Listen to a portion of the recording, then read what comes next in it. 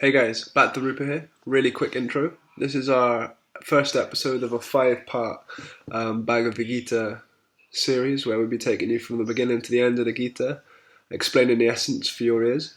And this is sort of like an extra curricular sort of thing you can listen to as part of the Gita life course.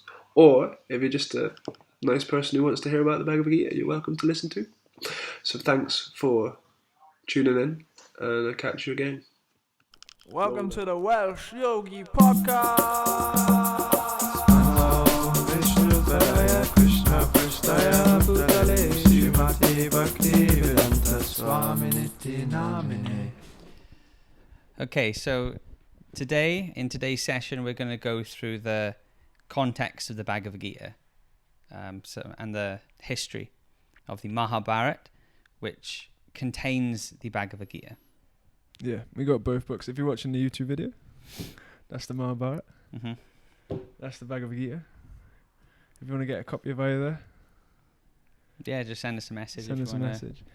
A But copy of either. The Bhagavad Gita is like the original yoga text, and it takes place right at the kind of pinnacle point of the Mahabharata. So like Mahabharata is this epic, like intriguing story, really exciting, that takes place in ancient India over 5,000 years ago. That word Mahabharata, isn't it? Maha means big and Bharat. Does that mean world or India or? Yeah, it can mean both. It can mean India. It's like the great history of India. Even now, if you go to Delhi, a lot of places in India, you'll see old artifacts from the Mahabharata. Yeah, it's a story that actually took place thousands of years ago. And it's like I was listening to recently about how, the actual context of the Mahabharata is universal. So like it takes place on planet Earth, but actually the basis, the foundation of the Mahabharata is found in the 8th canto of the Srimad Bhagavatam, which is like this like phenomenal, the cream of the Vedas, like this amazing ancient yoga text. But basically there's this massive universal battle that's taking place between the demons, or the asuras, and the demigods, which are they suras? Suras, yeah. So it's like this universal battle between the benevolent, the good and the bad forces within the universe. And basically the good guys, the goodies, the demigods, they start winning this battle. So the demons they freak out and they decide, okay, we need to go somewhere else, and it's like the original Star Wars. Exactly. Yeah. We need to go somewhere, regain our energy, think about how we're going to defeat these horrible demigods and take over the world. So they go to planet Earth, and basically they're like almost like extraterrestrial beings. So they're like otherworldly beings that are sort of taking place in the royal families on Earth. About 5,000 years ago, they start taking place and just start wreaking havoc, like just starting, but basically like, because they've got a different mentality, like the demons and the demigods, they've got a different mentality, which is spoken about in Bhagavad Gita, isn't it? Chapter 16. Yeah. In fact, in Krishna later on in the Bhagavad Gita, he actually says that he gives the qualities of those people who are, they're called asuras, demons, or we might know them as people who are just the very materialistic nature that we all have, like self-centeredness. In one sense, So it's described in Bhagavad Gita 16, text 11 to 12. If you have a Bhagavad Gita in front of you, you can read along. Yeah. Just find the page. Yeah, it describes the different qualities of the demons or the demigods. So this is the demons. They believe that to gratify the senses is the prime necessity of human civilization. Thus, until the end of life, their anxiety is immeasurable. Bound by a network of hundreds of thousands of desires and absorbed in lust and anger, they secure money by illegal means for sense gratification. The demoniac person thinks, so much wealth do I have today, and I will gain more according to my schemes. So much is mine now, and it will increase in the future, more and more. He is my enemy, and I have killed him, and my other enemies will also be killed. I am the Lord of everything. I am the enjoyer. I am perfect, powerful, and happy. I am the richest man, surrounded by aristocratic relatives. There is none so powerful and happy as I am. I shall perform sacrifices, I shall give some charity, and thus I shall rejoice. In this way, such persons are deluded by ignorance. Yeah, that's amazing. So, Hmm. so back to the Mahabharata. These demons, they've sort of come to planet Earth, and they've started basically overrunning the society with this mentality of everything is for my enjoyment. Hmm. I'm the center of the universe, and everyone else should suffer, basically. Hmm. And Mother Earth, Bhumi Devi, is that the name? Yeah. Yeah, she basically freaks out because in the Vedic paradigm, every single like planet, every star, different rivers, they've all got like a personified element Mhm. like that. So the Mother Earth, she runs off to like basically like the head of all of the demigods and even beyond within this world, isn't it? Mhm. Like it sounds far out, but it is cool. Like Mother Earth runs off. She's like, yo, she says to Vishnu, is it? No, she goes to Lord Brahma, who's the highest sort of being in this material universe, and she, reveals her grief to Lord Brahma, saying this planet, Earth, it's so burdened by materialistic people. In fact, Srila Prabhupada, who our main teacher, he says there's a similar situation on the planet right now. Yeah. The planet is burdened by human beings who we're not acting the way we should, and we're exploiting the resources of Mother Earth. Therefore, the Earth feels pain. So this situation was similar 5,000 years ago. Mother Earth reveals her heart to Lord Brahma, and then Lord Brahma and the other Devatas, they then go to the ocean of milk, and they meditate, and then from within the heart they get the message from Lord Vishnu that don't worry, because soon I will manifest, I will descend on the Earth planet, and some of you Devatas should also similarly manifest, and then that kicks off the whole story then. Yeah. So like all of the demigods, they start kind of spawning into the kingly, a different dynasty, isn't it? Like a different families on Earth. Yeah, and some of the families are mixed. Yeah, mixed. So they start popping up around Earth, Yeah. and then you start to get that's the scene of the Mahabharata. So and it's similar to the scene because it takes place on a macro and a micro. There's this battle between good and evil that happens on that universal scale, but actually it's also happening on like a macro scale with each individual person. Like we're all kind of battling it. We've got a dark side and a light side, and there's always that confrontation. So there's that self-centered side that actually wants everything for ourselves, and then there's like a higher ideal where we know we kind of feel better when we're helping the whole and living in sync with the universe, living in sync with There's a battle going on even internally Yeah. between a lot of us, between a higher nature and lower nature. And so this whole story of the Mahabharata, you can imagine it was arranged actually just so the Bhagavad Gita could be spoken. As we'll get into it, it creates such a hype, such this battle of Kurukshetra, which is where Krishna speaks the Bhagavad Gita to his friend Arjuna, was the biggest war that of time. And just before the armies about to collide, there's a silence, and with everyone paying attention, then Krishna speaks the Bhagavad Gita for the benefit of human society. It's amazing. It's like that. The football was just on with the European Championship, Euro Cup, final, whatever it's called.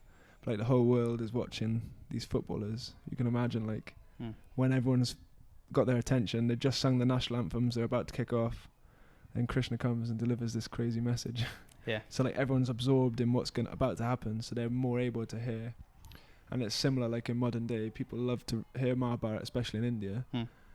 And it's all leading them up. It's drawing them into hearing some spiritual knowledge. That's the genius of. It would make a great film, Mahabharata. Oh yeah, I think there are films of it, but yeah, they should do like cheesy Bollywood films. Yeah. They should do like a high production, like I don't know, Game of Thrones. Game of Thrones series. That's what it would be. But yeah, if you want to pick up the Mahabharata, you can go and look for Krishna Dharma Das's version. Yeah.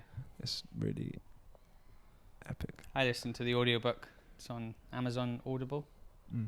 You get a free audiobook as well. So Yeah, it's a good idea actually. So there are some names that will crop up in the first chapter. I recommend everyone, if you're going through the Bhagavad Gita course, if you can read the introduction, Oh yeah. that would be very, very helpful. It's something we're going through in our morning programs in Atma, but it'll be going through quite slowly. So the introduction is quite long and it's philosophical, but there's a lot of advantages to reading it. It helps you know how to approach the Bhagavad Gita, which is another important aspect we just wanted to quickly introduce. Was only, there's an accredited way to teach the Bhagavad Gita. There'll be many teachers who might offer Bhagavad Gita courses or say that they know the Bhagavad Gita, but for one to properly teach the Bhagavad Gita, they should teach it as the Bhagavad Gita explains that it should be spoken. So tad vidi parpatena prapashena svaya padakshante te jnanam ganinas tatvadarshina. Krishna explains one must approach a bona fide spiritual teacher. Bona fide spiritual teachers, they come, there's 4 schools or paramparas, and there should be someone coming in one of these bona fide schools. So I'm trying not to get distracted. Back to Rupa's. I'm just making sure it's all working right. Okay. So there's a few names that'll come up. It starts off, Dhritarashtra is speaking to Sanjay, and he wants to know how the war is going. So Dhritarashtra, he was born blind, and he took the throne. He was like keeping the throne for his nephews, which are the Pandavas. When the Pandavas came of age, there was quite a schism between Dhritarashtra wanting his sons to take the throne, and most of the people and the Pandavas and their actual genuine right to sit on the throne. So, to cut a long story short, the longer version involves different banishments, battles with mystic weapons and space and demons, and the proper version is sick. Like, it would be good to do a podcast series about the proper version. Yeah. Like, they go into the celestial realms through the Himalayan mountains. Like, Arjuna collects different kinds of weapons. Yeah. As he's Yeah, because you got to remember, like, it takes place on Earth, but these beings 5,000 years ago, their consciousness was a lot different to the consciousness of the average human being true, today. Yeah, it'd be good. Ever play Zelda or Ocarina of Time? No, but it'd be a good computer game as well. For sure. Mahabharata. You could And collect, Krishna. you could collect your weapons and things. Oh yeah, because they have like celestial, mystical mantra weapons. You can enchant arrows. And anyway, it's probably my nerd side come out on that one. But it's, so Dhritarashtra, who's blind, he's far away from the battle at the minute. His sons and the Pandavas, they're all in the battlefield. There's something, again, in Vedic times, the generals or the leaders, like the prime minister, they wouldn't be sitting in their office while they send young kids to war. They would lead from the front lines of their army. Today in warfare, most of the deaths are unfortunately women and children. In this time, it would only be the warriors who would fight between themselves, and then whichever party won would rule the kingdom. The general populace would be left out of the whole affair. yeah, it's where they do it on like a remote battlefield. Yeah. And it would be a lot more like rules of honor to do with war, isn't it? Yeah. Like if you'd fight an enemy on equal terms. So you wouldn't get, as we're getting now, is one country might be very advanced with military weapons, and the other country swords and spears. Like exactly, they would fight on equal grounds. If a warrior dropped his sword, then the warrior fighting him would also drop his sword and fight hand-to-hand combat. Yeah. It's not like these days you've got like a drone strike from some guy sitting in a caravan miles away. And these were real. They're called kshatriyas. You don't get them so much these days. It's described that if you saw a real kshatriya, then you would wet yourself because they're so fierce. Yeah. So Sanjay Dhritarashtra, he asks his assistant Sanjay what happens on the battlefield of Kurukshetra. And then Sanjay, through a type of spiritual television, he shows Dhritarashtra and explains to him everything that happened, and specifically what Krishna speaks in the Bhagavad Gita. Yeah, So he's like remote viewing, isn't it? remote viewing. Like you can see the battlefield. He's got special empowerment. Yeah, and he also He shows it as well, is it? yeah. I mean, the way I heard it described, it's like it's there. It's like a type of it's like Zoom, Zoom. so you can It's appreciate. like the Super Bowl, but like in your mind or something. Like you've got the cameras, different angles, or Yeah, I I don't know dunno. if there's different angles. But it goes to show as well that one can get, as you hear Sanjay at the end of the Bhagavad Gita, he gives his own experience from hearing Krishna speak. And he's in ecstasy. Yeah. His hairs are standing up. Exactly. So you can get the same experience from hearing Bhagavad Gita even now. Yeah. It's not like you had to be there with Krishna. In fact, Krishna's present within the words of the Bhagavad Gita. Yeah. And that's something we hope everyone to experience in the Bhagavad Gita course, is the happiness and bliss that comes from hearing the Bhagavad Gita and attempting to put it into practice. There'll be philosophical points in here which isn't described in many, if any, places in Western literature. The soul is very precisely described. Karma, yoga are very scientifically explained.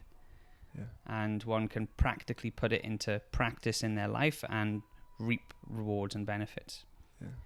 It's really potent. But so back to where we are, we're setting the scene. Dhritarashtra has just asked Sanjay, he said, so what's happening on this battlefield of Kurukshetra? And like that's a big point actually, is that he mentions the battlefield of Kurukshetra because he's very anxious because he understands that Kurukshetra is a place where religious, spiritual activities are performed. Yeah, so it's like he says Dharma Kshetra, Kurukshetra. Exactly, Dharma Kshetra. Dharma means to like live in sync with reality, to live like a, how would you say, like a kind of virtuous. You're doing honest. what you really meant to do. Yeah. So that's important to him because he knows that his sons, because we've skipped over the whole Mahabharata, but ultimately there's a contention for the throne, and on the one side you've got Pandavas and the Kauravas. I forgot the leader of the Kauravas. Duryodhan. I can't believe I forgot that. But Duryodhan, he's like a demon, like, isn't he? Oh, like yeah, Duryodhan's real. He's so envious. He's so harsh. He just like he basically scams the Pandavas out of their kingdom through like an illegal gambling match. Yeah. And he just does everything to like tear this throne away from the Pandavas, and rightfully the throne belongs to the Pandavas. Yeah. Like according to like the way the lines of like kingdoms go, it's actually there. Because their father died when they were all very young, so they couldn't take the throne at that time. So it was meant to be when they came of age, the throne should have been handed over to them. Yeah. So he's worried because he's like, okay, this is Dharma Kshetra. This is a field where dharmic activities take place, and he knew that the Pandavas they live very dharmic. They're led by Yudhishthir, who is the son of like Dharma personified. His name is Yamaraj, isn't it? Dharmaraj.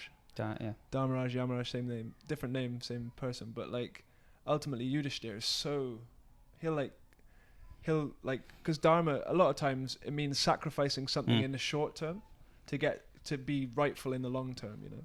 So like Yudhishthir is the personification of this. He'll completely like because they got banished to the forest and he just accepted it because he knew that dharmically he was supposed to accept it, and they, you know, whereas most men, if they got banished from their kingdom, they'd stand up and try and fight there and there on the spot, you know. But he's so dharmic. So Dhritarashtra, he's asking about this. He's saying so they're very dharmic, and also they have Krishna on their side. And he knows that Krishna is basically the personality of Godhead. So he's the person, he is God on earth, you know, like that.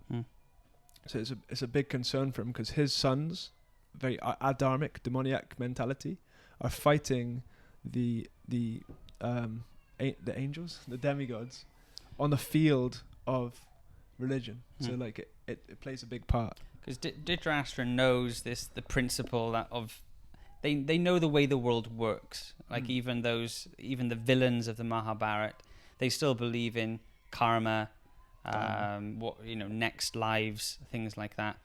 But it just shows how attached we get to power in this world, that we'll do anything to keep it. But he knows the principle that Krishna later explains in the Bhagavad Gita in the 6th chapter. Partanavena namutra vinasas tasya vidyate nahi kalyana krit kaschit dugam tata gachati. Krishna explains that a transcendentalist engaged in auspicious activities does not meet with destruction, either in this world or in the spiritual world. One who does good, my friend, is never overcome by evil. Yeah. It's a very strong point. So like those that do the right thing all the time will ultimately never be. Yeah. If you do the right thing, you get the right result. Whereas sometimes you do like the quick hit, the thing you know you shouldn't do, for that immediate like kickback.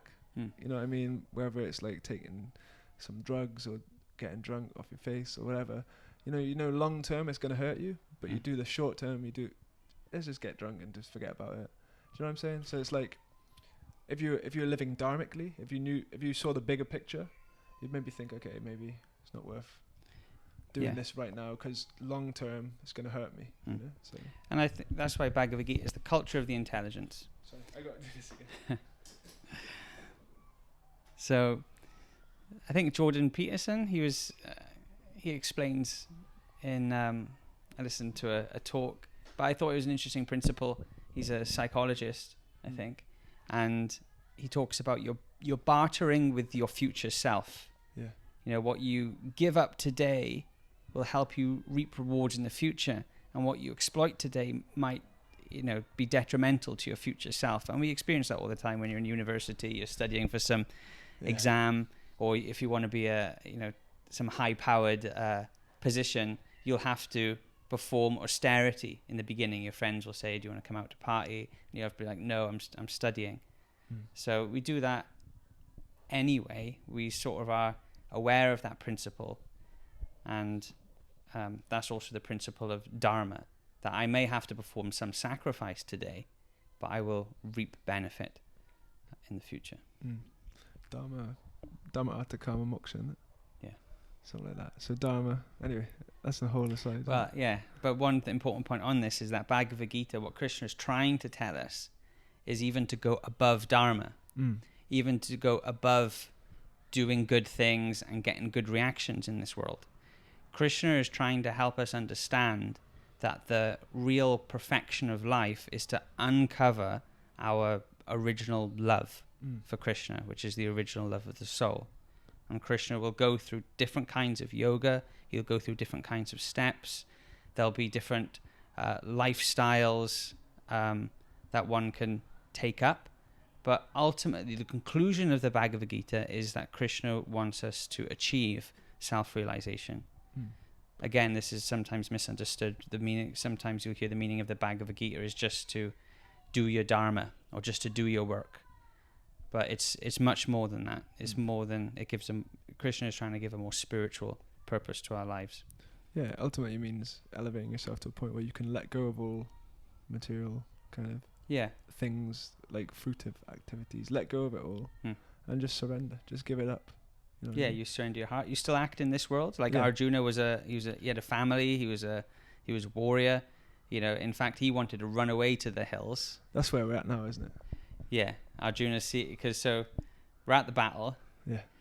Arjuna says to Krishna, take me in between the armies, because Krishna was his chariot driver.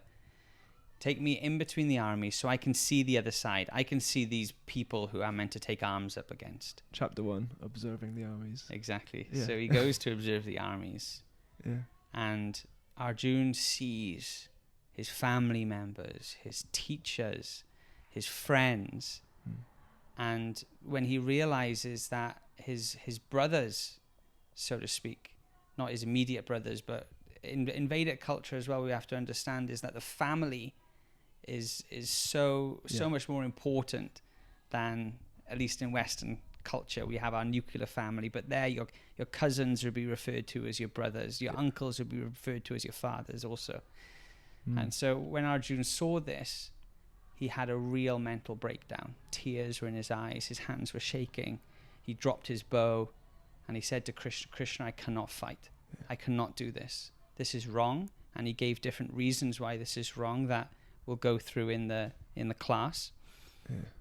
And he Yeah. just collapsed. He like loses his, he has a mental breakdown, because this is it, like the Mahabharata, it's they're both in the same family, and there's that contention for the throne. So he's grown up alongside all of the enemy army as well. So they're his friend, like you said, they're his teachers. Like, can you imagine like facing up against your own family member, your grandfather's on the other side?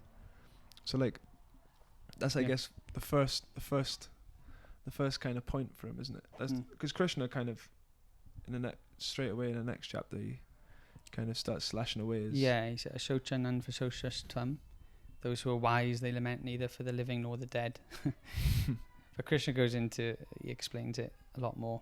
But you can take a little example from this. We all have times in our life where we feel like hopeless. Yeah.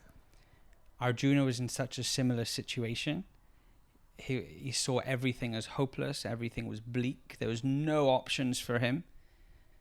Then Krishna speaks the Bhagavad Gita, and all of Arjuna's problems are solved. Which shows us that if we really understand the Bhagavad Gita, if we can apply it in our lives, we can get the philosophy and put it in a little bottle, that every time we feel stress or anxiety, we can open up that bottle and take a swig of the philosophy of Bhagavad Gita. Then it really helps us meander through all the different troubles and difficulties that we have in our lives. Because that's what the point you were making, though, isn't it? Like, so he freaks out, loses his mind, like we do. And for me personally, whenever my mind goes, whenever I'm losing my mind, I want to run away. Like, I want to escape that situation and do something else, you know.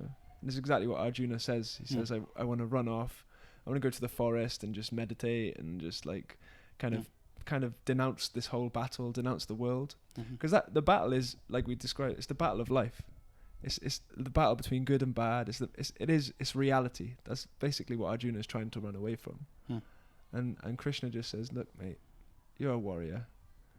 Yeah, he says something interesting. He says you have a duty to perform. You know, if you run away to the forest and try and meditate, you're not going to be able to do that. You're going to get itchy feet. Which is another important principle of the Bhagavad Gita that we'll go into, is that everyone has a certain nature, and our nature should be engaged in spiritual activity for us to feel comfortable, for us to be happy, and to advance spiritually. Krishna in the Bhagavad Gita really makes self-realization a domestic activity that every Tom, Dick, and Harry can perform and get benefits from. Yeah, and it doesn't mean going off to a cave in the Himalayas and just like growing dreadlocks and meditating all day. Yeah, because that's the misconception. Spiritual life is all about renouncing this world and getting out of it. You know. Yeah. But that's the revolutionary aspect of the Bhagavad Gita. Yeah. Is it saying no? You stand up and fight according to your own nature. You can do exactly what you're doing now. Yeah. You just change the consciousness. Yeah. You change your heart. Don't look at the externals. Yeah. You know. Don't change the what, change the why. Exactly. Like that's where it'll start. There are parts in the Bhagavad Gita where Krishna recommends certain externals. There's certain lifestyle adjustments, especially when he talks about the modes of material nature, that Krishna recommends. And if you put those in your life, then that makes a yoga lifestyle so much easier. No, it's cool. And just like to wrap up, I guess like this first section, like on the course in the booklet, we finish it off. Krishna basically teaches the first lesson of spiritual life to Arjuna in relation to his like lamentation about having to kill his own family members, and isn't that the relation where he says it? Yeah. Well, the first thing Krishna explains is that there's a difference between the body and the soul. Yeah. So you're not the body. Dehanusminyata, is it that one? Dehanusminyata dehe sochachan vasochas tvam natvam ja nat 212. So, which is also what they teach about in psychology, is like, okay, if you've got a problem and you don't know, you know, and you're really stressing out, the first thing is work out what's a real problem and work out what's not. So work out what's real and what's not real and gain real perspective. Be a bit philosophical. So Krishna, he instructs Arjuna, first of all, be philosophical, understand who you are. And when you understand that you're a spirit soul different from the body, then Krishna talks about duty, karma. Then he goes further into yoga, acting without getting any karmic results, which spiritualizes one's life. Talks about the benefits of controlling the senses and rising above material desire to experience a higher spiritual pleasure. How to be focused, determined. Vyasa Atmika Buddhi. There's so many things in here that you get. I was listening, even one conflict resolve expert who even helps the Indian government avoid conflict. He also helps American. He works in the American judicial system. Who's this now? Braj Bihari. Okay. He actually wrote a paper that has been accepted and published on how to avoid conflict in our lives and in others' lives, and based on the Bhagavad Gita. What's it called? Conflict resolve. Conflict. But it's good for psychology. It's good for lifestyle. This is tried and tested. It's nice. So yeah, you're not the body. You're not the mind. All you're freaking out is on that level. So man up. Is that what he says? I don't know. Because that's like a lot of times whenever we're distressed, when we're having a nervous breakdown, when we're freaking out, it's because we're acting on that, either the mental platform or the bodily platform. Like, I can't do this physical thing, or your mind is just giving you jip. It helps to have perspective. Yeah. You know, if you crash your car first, you're like, oh no, my car. But then afterwards you think, oh well, it's just a car. At least, like, I remember I did crash my car once, and I told my mum, and I was like, oh no, my mum was gonna be so angry at me, and she said, well, at least you're okay, at least you're safe. That's the main thing. And I thought, yeah, at least I'm alive. So getting a higher perspective. Like sometimes I remember Tarakanath, he went to a funeral, and it gave him a real perspective. It was like being in an aeroplane looking down, that, okay, we have all these little problems, but let's not lose focus of the overall picture. Yeah, cool. So you're not your body, the first teaching. I guess that can nicely wrap up the first section, setting the scene, isn't it? I think so, yeah. We could talk more about you're not the body, but I'm just wondering about time. Yeah, I think we're about half an hour in, something like that. We'll keep them nice and brief so people can just... Yeah. Like that. I hope that was okay. I hope you got something from that. I hope it helps setting the scene as we delve deeper into the Bhagavad Gita. Yeah, next section will be about, I think, karma yoga, action and Krishna consciousness. Action. So how to act. How to, like, we touched on it in this episode a bit, isn't it? Like how to act according to your nature for a higher purpose. Like that. So that's awesome. Thanks for listening. Thank you very much. Bhajasi Krishna Chaitanya Prabhu Nityananda Shri Advaita Gadadhar Shivasadi Gaur Bhaktavinda Bhajasi Krishna Chaitanya Prabhu Nityananda Shri Advaita Gadadhar Shivasadi Gaur Bhaktavinda